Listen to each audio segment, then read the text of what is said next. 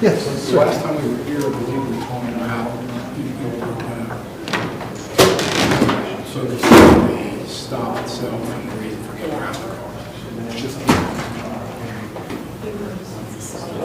and not, you only did one fifty right. You did all the rest. Okay. So it's just the that one there. Thank you.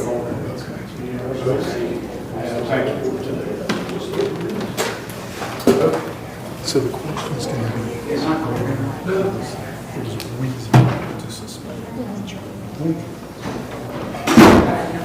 And one of the things that it's like when you go to a bar, and so that's fine. I'm sure he's going to say that it wasn't the door as well as the passenger. He asked, he said, has everybody in the car been drinking? And everybody says yes. He said, you. He did ask you directly. He said, where are you coming from? And you said, I'm coming from the Loud, which is a bar. And so that's something you can consider that you said you're going from the bar. He can also take into consideration that it was like 8:30 in the morning and that it was Saturday morning. You did. Which is kind of neutral. An admission of drinking is obviously something that they could consider. At the same time, you had 2 drinks. He didn't ask when you had those 2 drinks.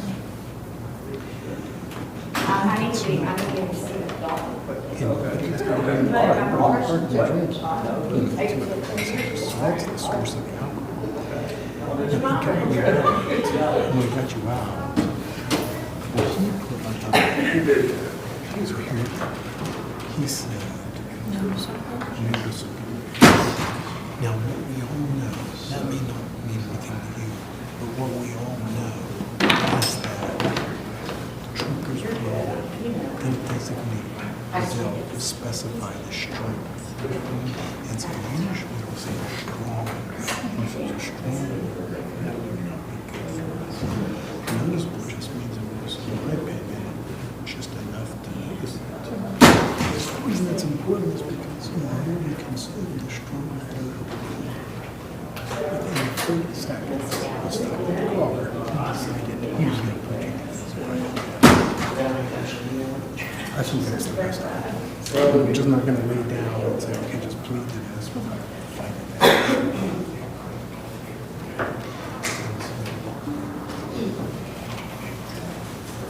So that's what we'll be doing.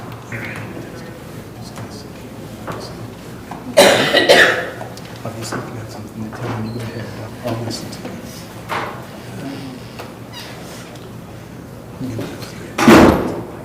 Okay, I'll sit back here. Yep, that's fine.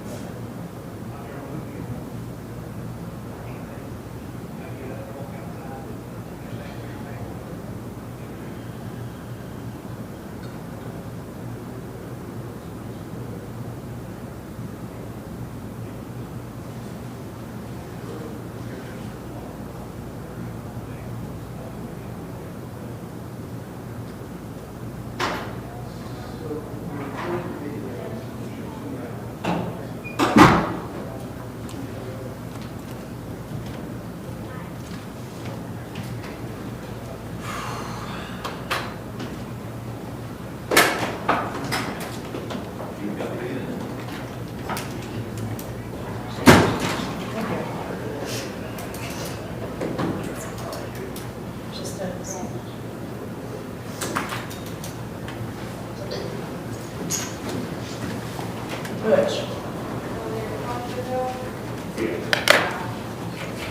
State of Ohio revolves title actions at the Lawrence County Jail.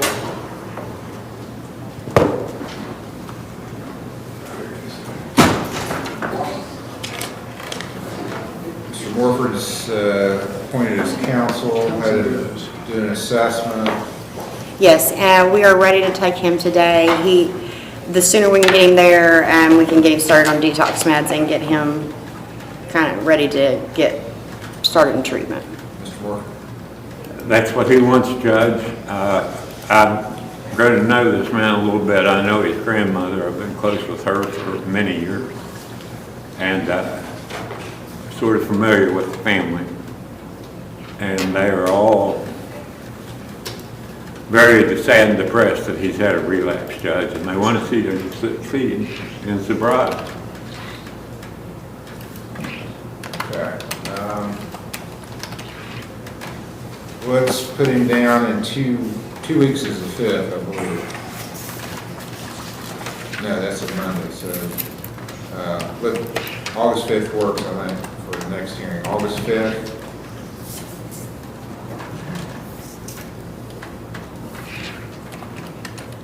It's a little more than 2 weeks. So August 5th, order him released to Bethesda.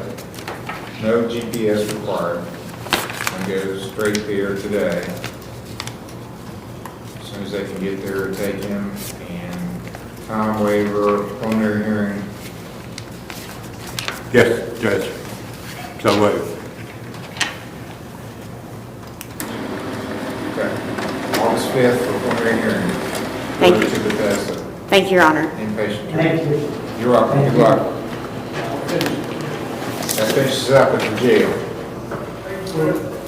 And State of Ohio recalls Charles Fricky, case number CRA 24390 and TRC 241281 A and B. Charles Fricky, come into court.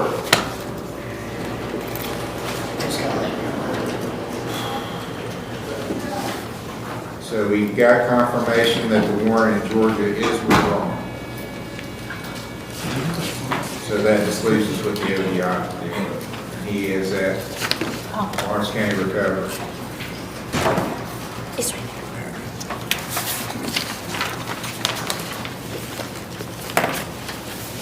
So we did confirm the warrant from Georgia has been withdrawn, so that makes things less complicated. And how's the state want to proceed?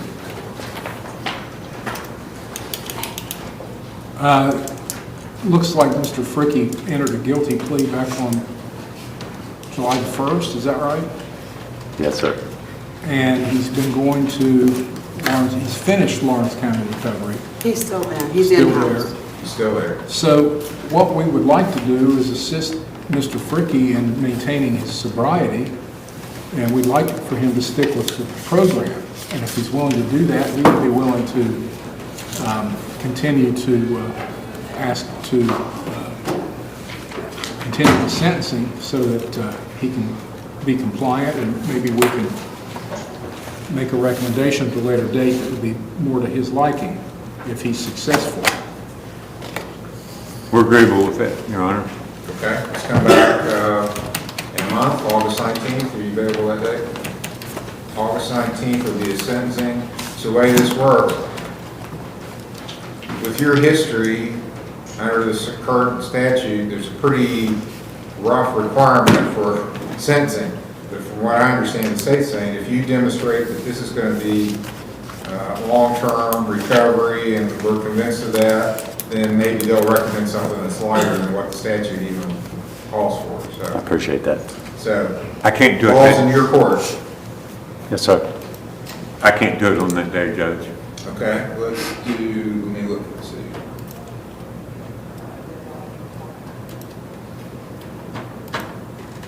'23rd? That'd be a good way to celebrate the day before my birthday, sure. All right, August 23rd will be sentencing here. Thank you. Thank you, Your Honor. You're welcome. So 24-3-9 is dismissed. That was the warrant from the Georgia case.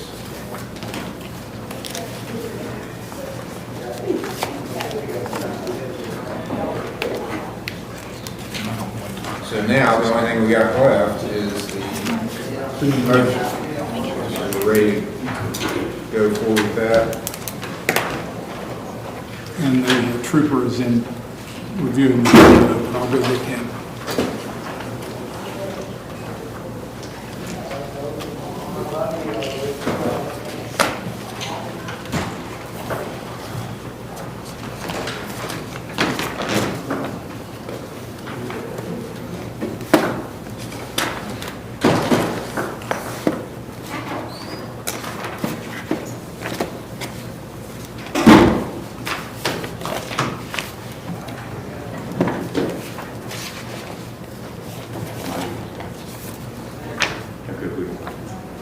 You too.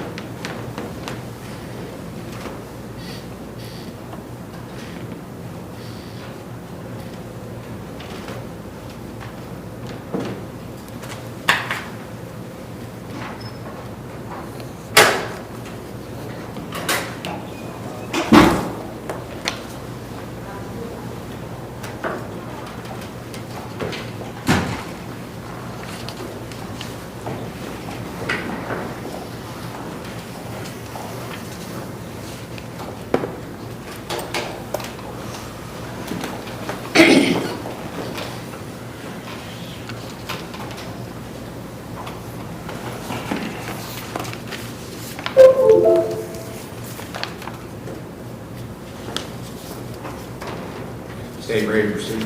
Yes, Your Honor. Call Trooper Barnett. Please raise your right hand. You swear the testimony you're about to give shall be the truth, the whole truth, nothing but the truth, so help you God. Yes, sir. You may proceed.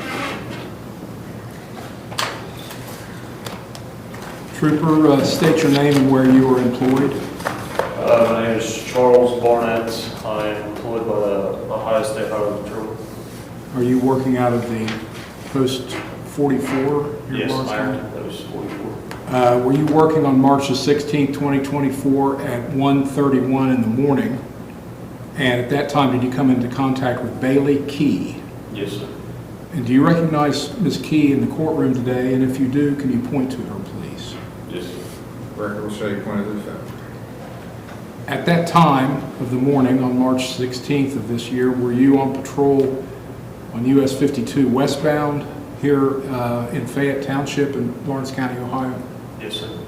And did you see defendant operating a vehicle at that time? Yes. Did you, as a result of your observations, initiate a traffic stop? Yes. And what caused you to first recognize Ms. Key and what led to the initial reason for the stop? I observed the vehicle, drove over the fog line. Then I started to follow the vehicle some more, then drove over the fog line multiple times, and then at one point in time, it was about half a car length she was straddling the fog line. That's when I initiated the traffic stop. Okay.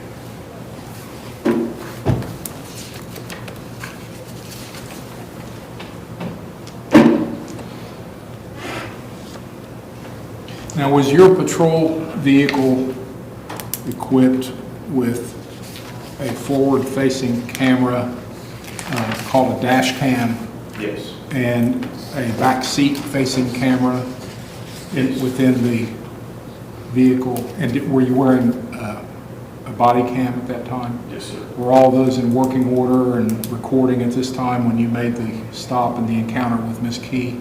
Yes. Did you preserve that video for use in this hearing today? Yes, it's saved as evidence on Axon. And have you reviewed that video prior to our hearing to make sure that you know that it's an authentic copy of what happened? Yes.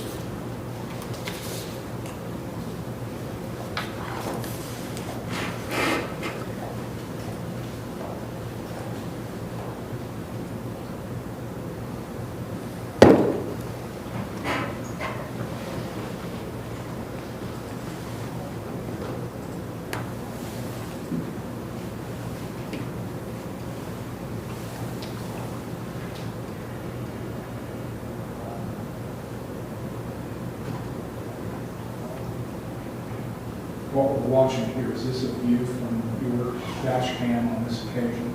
Yes, sir.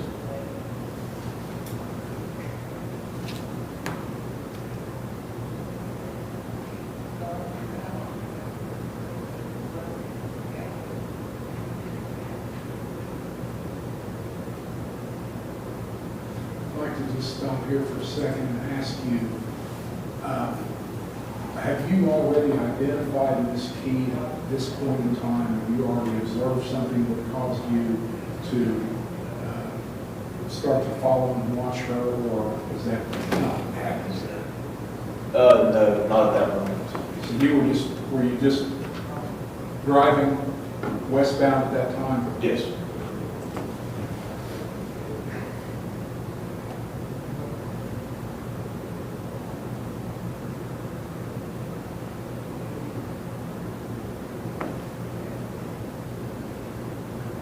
Is this Ms. Key's vehicle in front of you?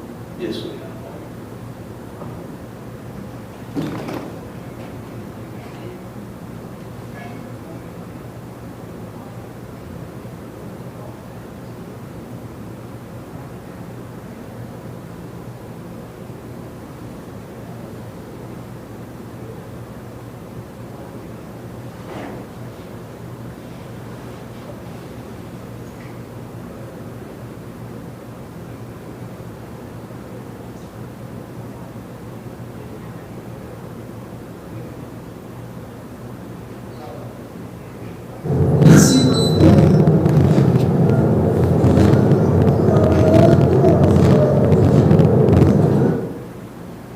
Was that you singing? Yes. I do that sometimes. Now, I stopped it here for a particular purpose, and I'd like for you to,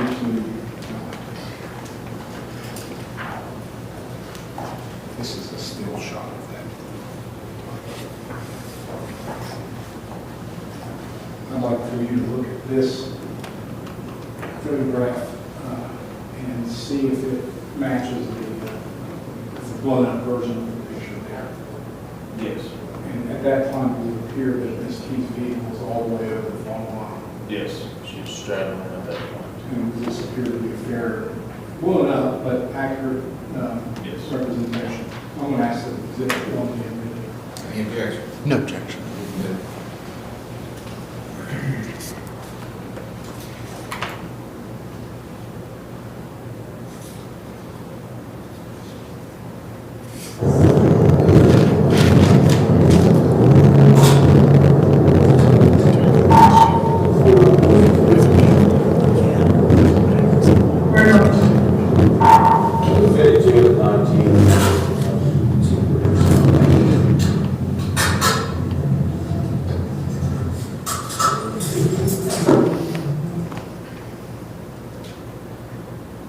when you initiated the traffic stop?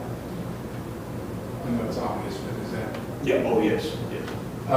Now, prior to the point at which I just showed you that picture and we had admitted into evidence, have you seen some erratic driving leading up to that point? Up to the point to where the vehicle straddled the fault line? Yes. Yes. And what exactly were you observing before that? Mark lanes, which is not as clear on that video. There was like minor mark lanes, not as well as that one, but it was still over the fault line. At The tires were. that point in time, did what you observed of Ms. Key's driving start to cause you to form reasonable suspicion that Yes. there may be impairment? Yes. And at this point in time, do you then approach the vehicle? Yes. And do you make contact with Ms. Key at that time? Yes, sir. Were there passengers in the car with her? Yes, there was a front passenger and there was a rear passenger. Did you notice anything at that time which would cause you to believe that she may be impaired? When I approached the vehicle, I detected like I said in my statement, noticeable odor of alcohol and emitting from the vehicle. And I saw that she had glossy eyes or watery eyes, and I asked her where she's coming from. She said that she was coming from the lounge. I put lounge in my statement, and a bar in Huntington. I asked her how much she had to drink, and she stated she had 2 drinks. So all of those things, were those all things that you used to form reasonable suspicion that she may be impaired? Yes. The time of day, did that have anything to do with it? Yes. Did you ask her to come out of the vehicle then? Yes. And when you get her out of the vehicle, do you continue to smell alcohol? I still continue to detect the odor of alcohol beverage, yes.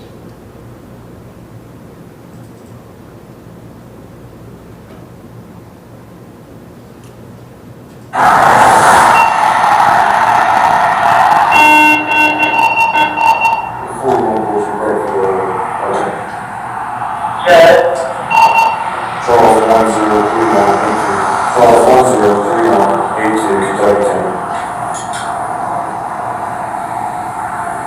How's it going? I'm doing all right. How are you? Good. The reason why I'm here today is because you drove over the white line here. You're straddling, okay? All right. Where you coming from? We went to the Loud. The Loud? Or Huntington? Okay. How much you had to drink tonight? I had 2 drinks. Okay, well, I can smell it coming out of the car here. Hey, you want to step out of the vehicle for me? Here's the driver's license for you. Thank you.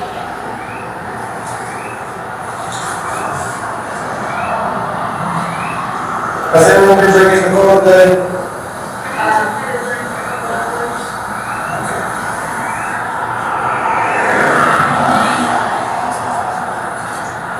Alright, you want to throw it out for me?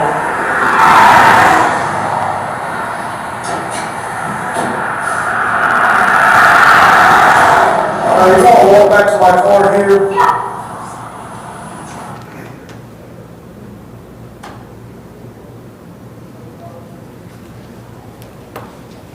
We spoke previously, and I think Mr. Nash, it was his objective here to contest just the reason for getting her out of the car. So I think we've presented the evidence that we need to present this time. That's correct. The issue is just issue 1 in the motion, and that's reasonable suspicion to conduct field sobriety tests.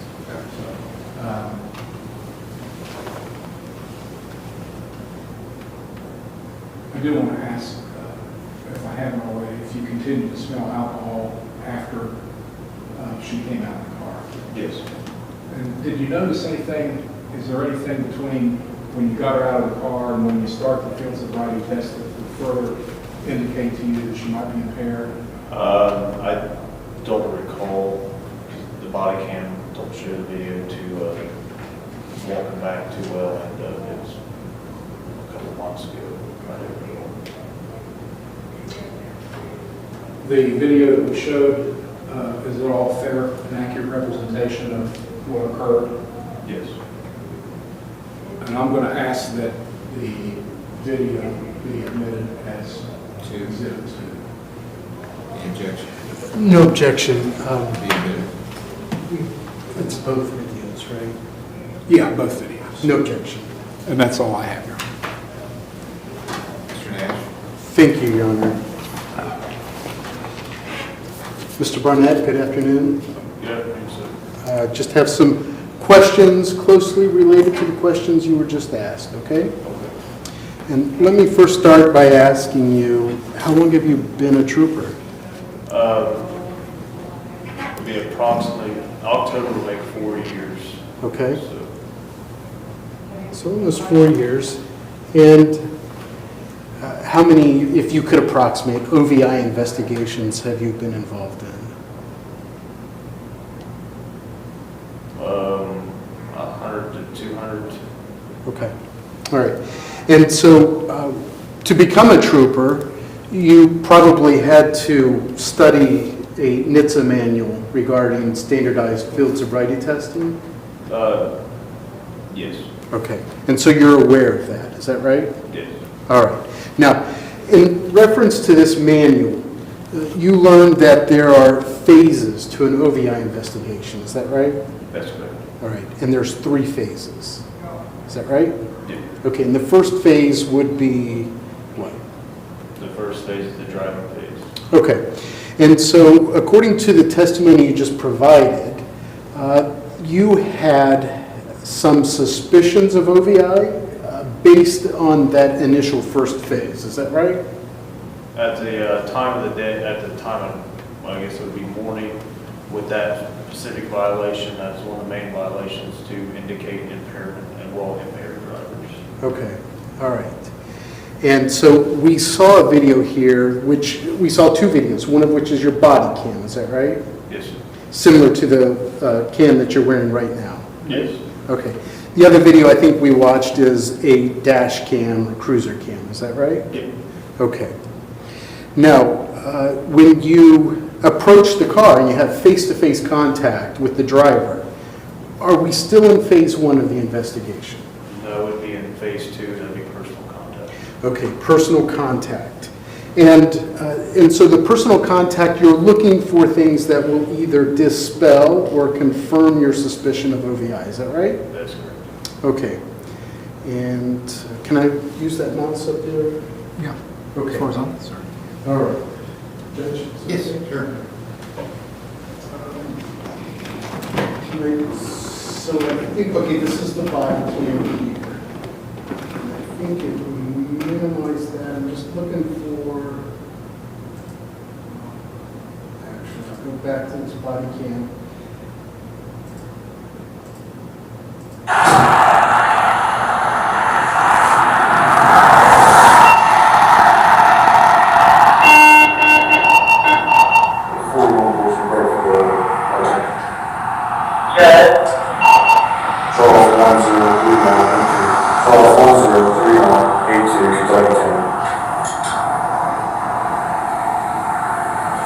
How's it going? I'm doing all right. How are you? Okay, let me stop that there. And for the record, I've stopped this, and tell me if you agree with me. If you look at the top right, the time appears to be 1:32 with 15 seconds. Yes. Is that right? Okay. Now,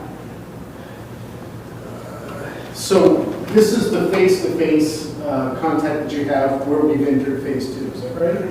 Is that a yes? Oh, yes, sir. Okay, all right. And I heard you, but I need you to reach out loud, just so we can pick up the recording. And so you had detected an odor of alcohol at this point, is that right? Yes, Okay, but there's other occupants in the car. that's correct. Okay, and in fact, you had asked everybody whether they had been drinking the other 2 occupants, is that right? That's correct. Okay, and I said other 2, but there were just 2 other passengers in that vehicle, is that right? I believe so, yes. Okay, and they had indicated to you that they had been drinking, is that right? Yes, a couple hours ago. Okay. And so the fact that they had told you that they had been drinking, did that confirm the suspicions that you had or explain why you detected an odor of alcohol there standing at the side of the car? You re-asked that question. What was Yeah. that? The fact that the passengers admitted to you that they drank alcohol, Yes. explain why you smelled alcohol as you stood there at the door side. It was part of the explanation, yes. Okay, all right.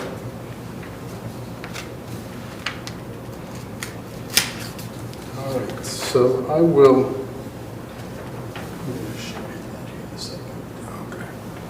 I'll continue playing here.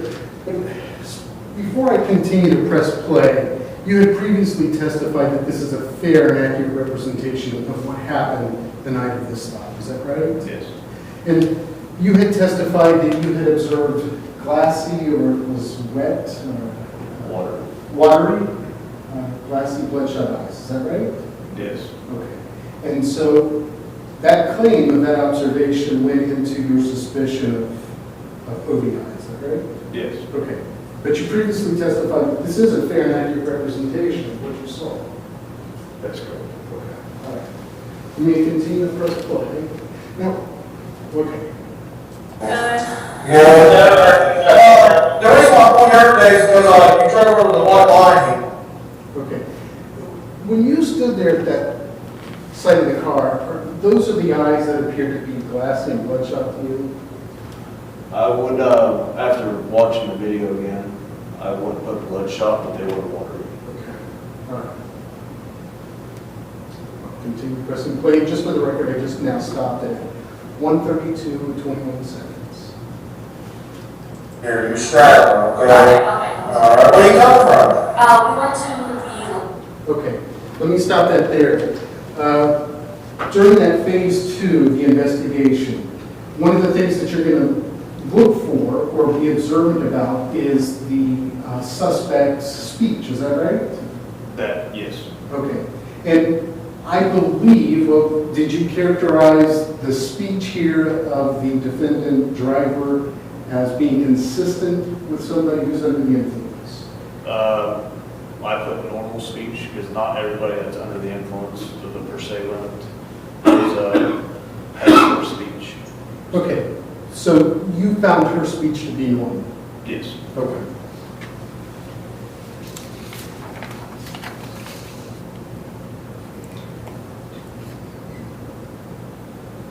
All right. Now, going back to the eyes, I'm going to ask you about this. Okay. You indicated that you observed water eyes, is that right? After rewatching the video, but I know my statement says bloodshot, yes. Okay. Could you explain why you said bloodshot in your statement, but your testimony here differs? I didn't watch the video thoroughly at the time, or You prepared a report following your OVI investigation and arrest, is that right? that's true. In that report you prepared just immediately followed this incident, is that right? Not immediately. Okay. I'm assuming it was done within that business day. It was within that week. Okay.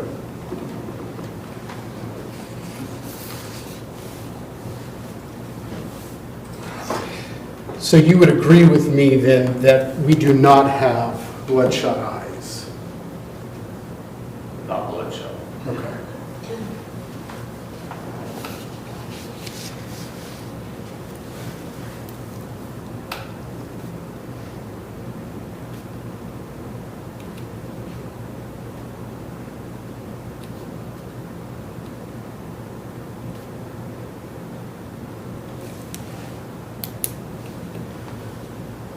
All right. Now, you had asked whether this driver, the defendant, had consumed any alcohol, and she admitted to you that she had. Is that right? That's correct. And she told you in 2 drinks. That's correct. Okay. I'll go ahead and press play, so I think I'll jump in a little bit ahead of what was said, but I'll stop the thing. Wow. The light, or not even, okay. How much you had to drink tonight? I had 2 drinks. Okay, because I can smell it coming out of the car here. Hey, you want to step out the vehicle for me? Here's the driver's license for me. Now, I've just stopped it now at 1:32 with 40 seconds, and you have asked the driver to get out of the car, right? Yes. And for what reason did you ask her? The odor of alcohol, driving, the time of morning, and the watery eyes, Okay, and coming from a bar. okay. And so I understand those are the things that you observed, and maybe my question was confusing, but what was your purpose for asking her to get out? To separate her from the vehicle to see if it was the odor of alcohol emitting from her, or was it just coming from the vehicle? Okay, understand.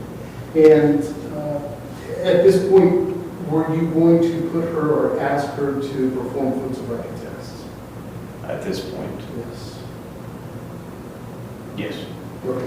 So in your mind, you knew at this point you were putting her through field sobriety tests? Yes. And for the record, it's 1:32:40, and I'll go ahead and press play. Okay?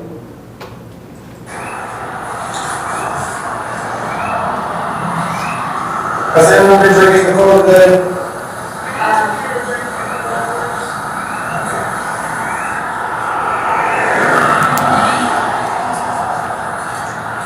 All right, come on, throw it out for me.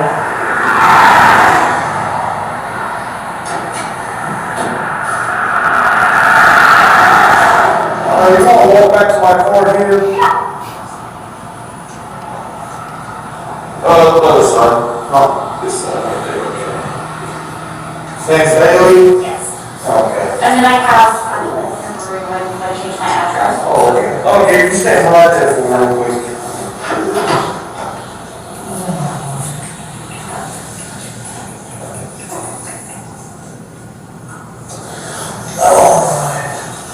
Can you stand right there for me? Yes. All right. You want glasses or contacts or anything? Contacts. All right, I'm going to stop it right there at 1:33 and 42 seconds. You now have the driver next to your cruiser. You've turned off your strobe lights, I believe, and you've asked whether she wears contacts. What is it you're about to do next? The start of HDM. Which is the field sobriety test, right? Yes. Okay. So the original purpose for the stop was for one of the following, right? Yes. Okay. And so at this point, you have now diverted the purpose of holding her there from the original intent of the fault line violation, and you're now conducting the field sobriety test, right? About to. Okay. All right. So I'm going to stop this here. Now, when we talk about that phase 2, that face-to-face, some of the things you're going to observe is going to be the speech, which we talked about, right? Yes. Which you found to be normal. The other thing is going to be the eyes, which we cleared that up. You found those to be watery, right? Yep. Yes? Yes. At 1:30 in the Yeah. morning, right? Yes. Okay. Now, we're also going to be observant of divided attention tasks. Is that right? That's correct. And you have, and when I speak of divided attention, that might be asking questions along with physical tasks, such as get your driver's license. Is that right? That's correct. And you asked Ms. Key for her driver's license. Is that right? Yes. She was able to find that and give that to you, right? That's correct. And in your course of employment and the hundreds of OVI investigations you've had, you've witnessed intoxicated individuals fumble to get that driver's license. Is that right? That's correct. But you did not observe that with Ms. Key. I can. In fact, she was able to answer your questions while she was retrieving that license. Is that right? Correct. Okay. And that would be the divided attention tasks that you're looking for to determine whether somebody's under the influence. Correct. Okay. And I didn't see in your report, nor in your testimony here, that you had observed any difficulty with that divided attention task. That's correct. Okay. All right. Now, the other thing that you are going to be observant about is the way in which a suspect exits their vehicle. Is that right? Yes. And when I say exit the vehicle, and I'm going to demonstrate, somebody as they get out may fumble. Is that right? With their feet or the doors? Yes, or brace herself, getting out of the car, or anything of that sort. Okay. And so I've got this part here as somebody might get out of the car, they might even hold on to the car for balance. Is that right? Or they might lean up against the car to maintain balance, right? Correct. And I said fumble, and I think I've already asked this, but that triggered the thought that I had. Ms. Bailey wasn't fumbling for her license when you asked for it, is that right? Not that I saw. And had she done so, that would have been a clue of impairment for you. That'd been another indicator, yes. Okay, all right. So, and I know that this has been a few months, and you weren't able to review the video. So I'm going to go over what we would have seen, or what you would have seen on the night out that you got out of the car, okay? Okay. So what I'm going to do is we have your dash cam. I believe I'm going to play that. And we have just started it. I'm going to kind of bump this ahead.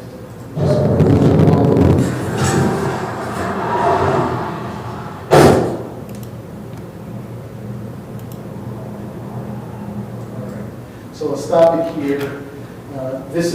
Would this be your dash cam? That is, yes, Okay. And the time is 1:31:52 seconds, is that right? that's correct. Okay. I'm going to jump it up for 30 seconds. I'm just getting to the point where Ms. Key gets out, okay? So I just moved it up 30 seconds, and it appears that you're still standing there at the side of that vehicle, is that right? That's correct.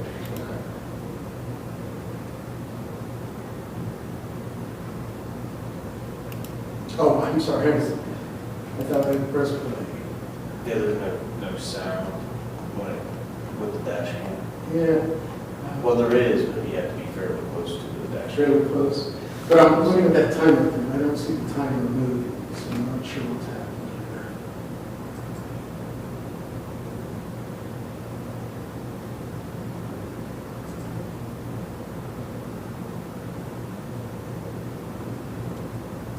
Let me go back and see. I'm just going to X that out and try and restart it, okay?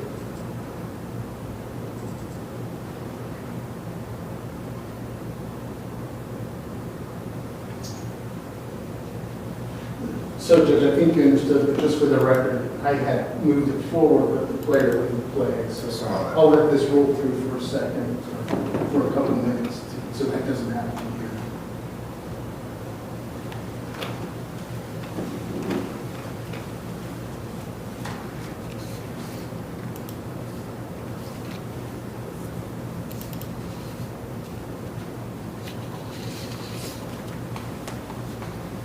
Do you mind if I ask a question when they're coming through?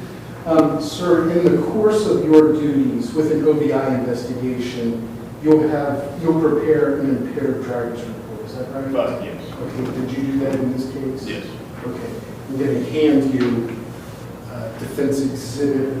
I have it. Okay. Let's make it A. Okay.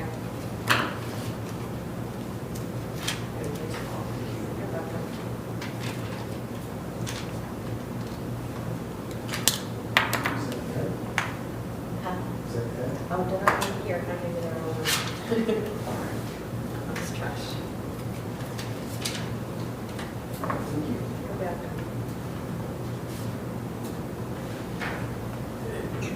All right. So we're going to hand you what's been previously marked as Exhibit A.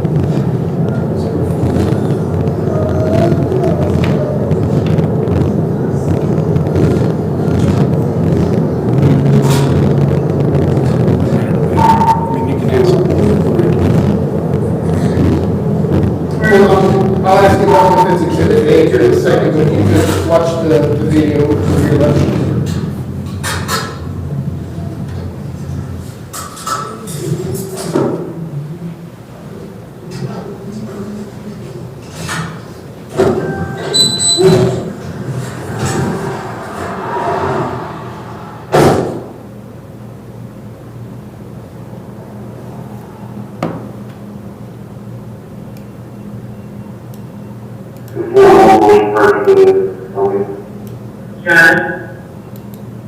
Charles 103182, Charles 103182, Justin.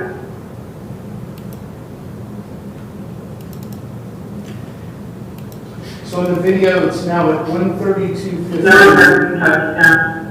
And at this point, you're questioning Ms. Key, is that right? Yes, I'm making contact. Okay.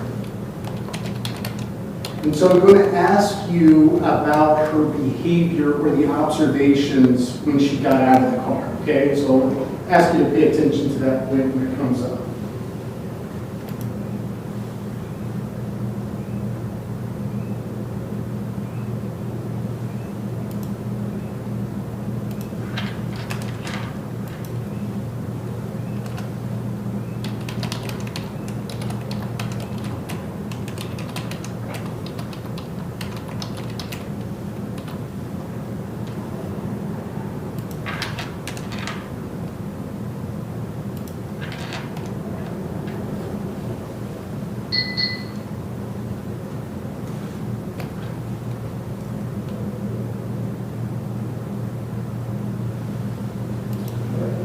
Let's go ahead and stop it here. Now, based on your previous testimony, you had already decided that you were going to put Ms. Key through field sobriety tests when you asked her to get out of the car, right? Yes. Okay. Now, we just saw her get out of the car and walk back towards your cruiser. And again, referring to phase 2 of your investigation, you would be observant as to her manner of walking and balance. Is that right? That's correct. And you observed no clues of impairment based on your observation of getting her out of the car and walking back to your cruiser. She did not fumble or stumble when she was getting out of the car, press herself to balance. Okay. I didn't think so. All right. And so I think that's all the questions I have about the video.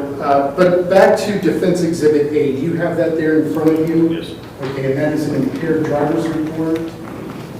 Yes. Right? Okay. And did you fill out that report or prepare that report in regard to this investigation with Ms. Key? Correct. Okay.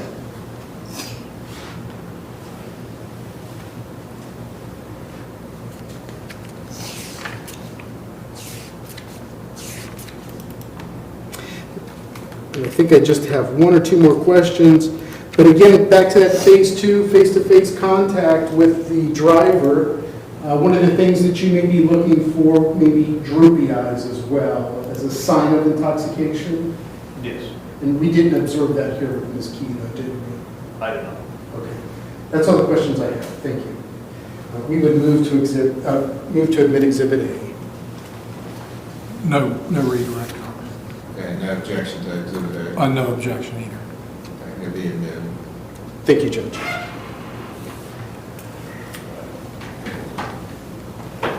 You may sit down to present. We have no other witnesses, Your Honor. Any evidence from the defendant? None. All right, case will be, is there anything else you want to argue or submit? I would just like to be heard in summary on my closing. Go ahead. What state gets to go first if they want. Okay.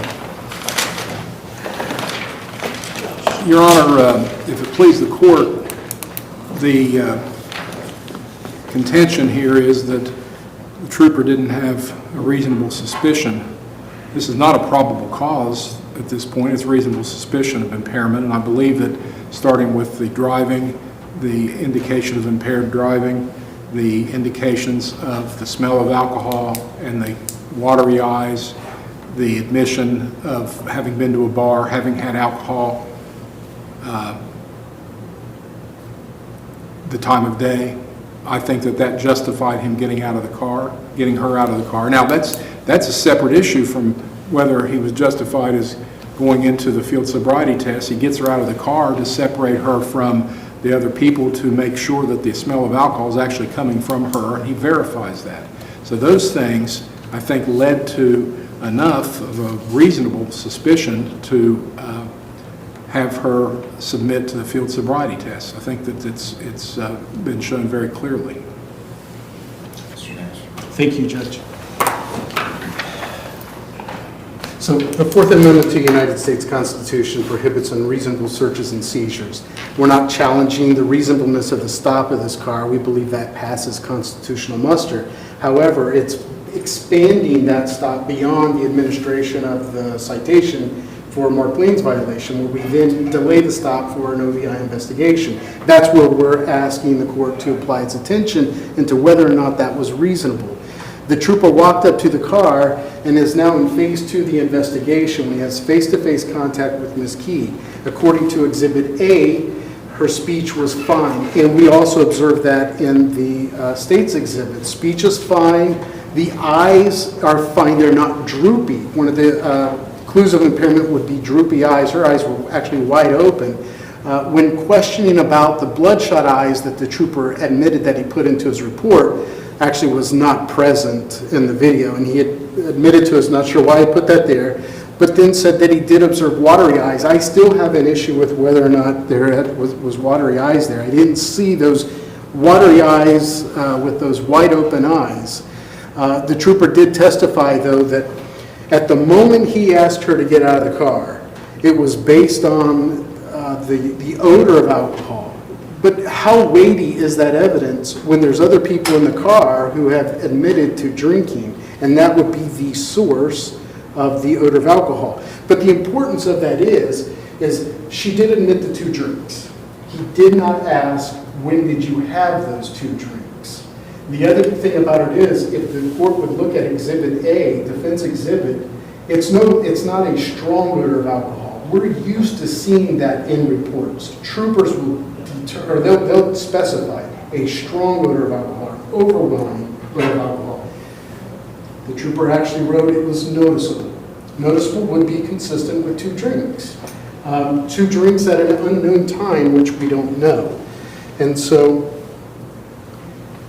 there were factors that the trooper observed to request field sobriety testing, to prolong that stop. However, there was no consideration given for factors that would cause one to believe that this defendant was not under the influence. And we talked about, again, the manner in which she got out of the car. In fact, the trooper had already decided at the time he was staying at the car, so he was going to get her out for field sobriety testing. But he got her out. She's walking fine, again, speaking fine, only a noticeable odor of alcohol upon her. But none of that went into that calculation as to whether or not it was reasonable to continue or prolong that stop for field sobriety testing. And so for those issues, Your Honor, we would ask that the court consider those facts and weigh whether or not it was reasonable to prolong the stop for that OVI investigation for those field sobriety tests. Thank you. Anything else? No, Your Honor. Okay. I think Ohio courts would find this is reasonable basis to get her out and do additional testing. Time of day is important. Admission of alcohol consumption, admission into a bar, the straddling of the fault line. And he said he was verifying and was going to do the test. I think you could do both. If you got her out and didn't smell alcohol, then maybe he says, okay, well, I'm not going to do the test. But I think our Court of Appeals would find this to be plenty. So I'm going to deny the motion.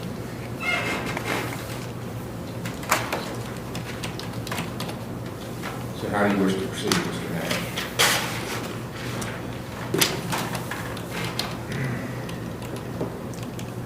This is unexpected for us. Well, I can set, if you want time to talk with your client, we can come back for another pretrial.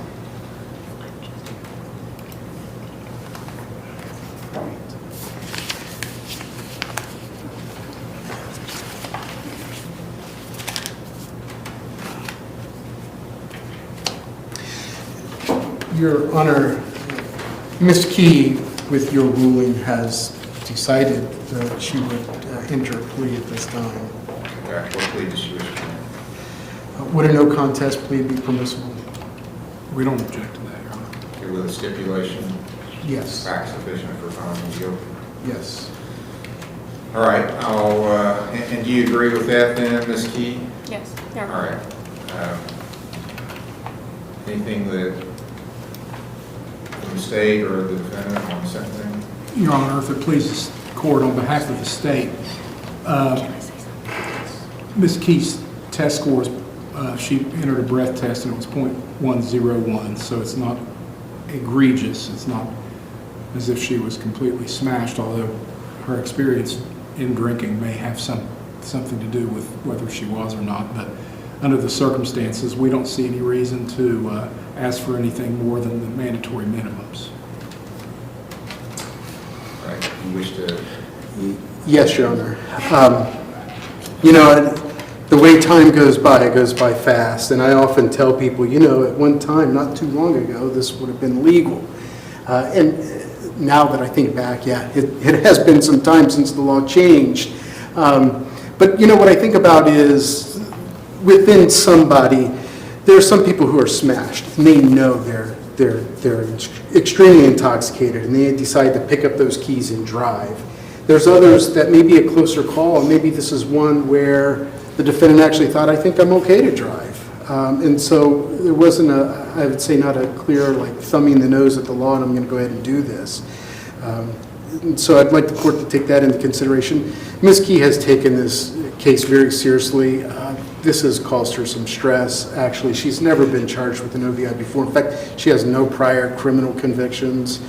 She is employed full-time with what we would equate as Department of Job and Family Services in Ohio, although she's employed in Kentucky. It's just had a big impact on her, and sometimes it's the fear of the unknown has a considerable impact on somebody, and that's been her situation. She would like to address the court as well. Ms. Key, you have a right to make a statement. I would just like to say sorry for wasting the time and the resources, and thank everybody here, for the trooper and the prosecutor and my attorney, and then yourself, Your Honor. Whatever you sentence me to, I totally trust it. And I'm just really stressed out and nervous, but I trust God that He'll help me get through it. And whatever you sentence me to, like, I'm gonna do it as soon as, if I have to pay fines or fees, I'll pay them today.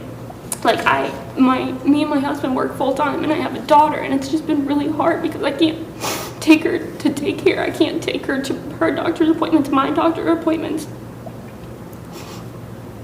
My family doesn't live here, but I just want to show respect for the court and say thank you.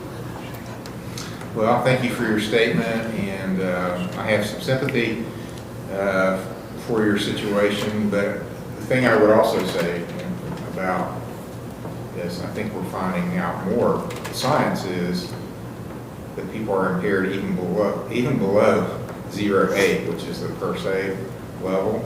I think the science would say now that it's much lower than that when it starts having an effect on our ability to operate a motor vehicle. And I mean, you're obviously a young person. This is, I'm sure, the most dangerous thing you do is operate a motor vehicle. You're a fairly small person, so I would say, I don't know, maybe you had the 2 drinks. Depends on the size of the drink and what kind of drink you had. Could you get to 1.0? I guess it's possible. But I think with a test of 1.0, your ability to operate the vehicle is affected. And that's all this is about now. You don't have to be smashed. You know, at one time, I think 30, 40 years ago, that was the feeling. Well, if you weren't smashed, then you weren't really DUI. That's what they call it then. Well, a lot of people have died because of that in accidents. So I think we got to be a little more vigilant about it, and you know, you appear to be a good person, and learn from this experience and go on and have a good life, and just don't have any more of these. You know, if you're going to drink and go out, you know, I said this the other day, and people told me, well, you can't get an Uber in Ashland. Well, you can get one in Huntington, and they're pretty darn cheap. I've used them myself. You know, it's a lot cheaper than getting an OVI is to get an Uber, and they're really pretty convenient. So either plan for it, you know, have somebody that's going to drive you that's not drinking, or call an Uber. That's the solution. Or I've cut way back, you know, and my son really got after me. My son's probably a little bit older than you. Talking about science, the science now is there's no amount of alcohol that's good for you. They used to say, well, a little bit of alcohol is good for your your heart and so forth. And now the new trend is there's no amount of alcohol that's good. That affects your brain and has bad effects, even small amounts of alcohol. So take that into consideration. But I feel like you were impaired. And the video of your driving is the best proof of that. But I'm going to give you the minimums as the state has recommended. I think, which is bad enough. $375 fine is the minimum fine, so I'll impose that. Give you the court cost to pay. 6-month license suspension. Now that started the day that you got the incident because you had the test that was over. So that went into effect then. So it'll run from then. Your suspension will be up September 12th this year. If you want to have unlimited driving privileges under Ohio law now, you can do that, but you have to place the blow and go device on your vehicle. If you want limited driving privileges, I'll give you those, and I'll give you privileges without the blow and go to go to work. You're going to have some community service to do, child care. She won't need the court because her review is going to be after her suspension's up. Anything else that you would need driving privileges for? She just asked about doctor visits for a child. Okay, I put child care, so, and we'll put medical. Here's the thing. I've never really had too much trouble with people driving with the permits I give them, except in Kentucky, and that's where you live, right? So, because it's going to show up as a suspension on your record if you get pulled over, and then you're going to have this piece of paper from me that says, I allow her to drive for these reasons. Well, then you got to show that you're in compliance with those reasons, and it really hasn't been much of a problem, and even in Kentucky, but a few instances. Might have to explain to somebody over there and convince them that you're in compliance. And the best thing to do is don't get pulled over. And that's actually pretty easy to do. If you use your turn signal, which is a big one for me, use your turn signal, stay within the speed limit, obey all the traffic laws, and you won't get pulled over. And you won't have to explain why you're driving. Okay, then you had a lane violation. I'll impose a $20 fine on that. She'll be on probation for 2 years or until you finish everything. Once you're finished everything you're supposed to do, your probation will end. You have 5 days of community service to do. We have a community service program here at the court that works 6 days a week. What's your work schedule? Is it 5 days a week during the Monday day? through Friday? You can work on Saturdays. You're going to talk to Mr. Cooper about your probation. And now you also have to go to the driver intervention program, and probably the lady from there as well. Here's the deal on that. I either have to give you jail or I have to make you go to the driver intervention program. You'd rather go to the driver intervention program than spend any time in our jail. So you can go to any program that's approved by the state. We have a fairly new program that just started here in Lawrence County.